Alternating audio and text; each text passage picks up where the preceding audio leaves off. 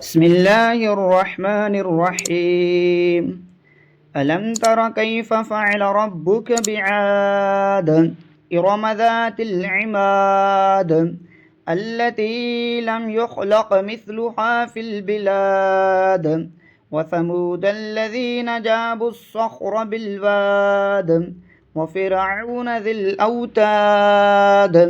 الذين طغوا في البلاد فأكثروا فيها الفساد فصب عليهم ربك صوت عذاب إن ربك لبالمرصاد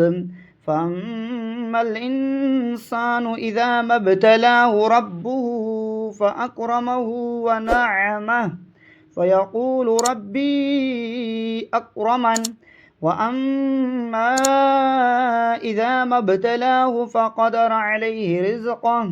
فيقول ربي أهانن كلا بل لا تكرمون اليتيم ولا تحاضون على طعام المسكين وتأكلون التراث أكلا لما وتحبون المال حبا جما كلا إذا دكت الأرض دكا دكا وجاء ربك والملك صفا صفا وجيء يومئذ بجهنم يومئذ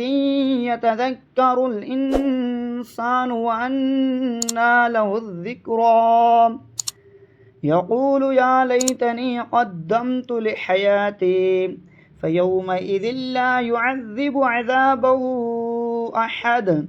ولا يوثق وثاقه أحد يا أيتها النفس المطمئنة ارجعي إلى ربك راضية مرضية فادخلي في عبادي وادخلي جنتي. آمنت بالله صدق الله العظيم.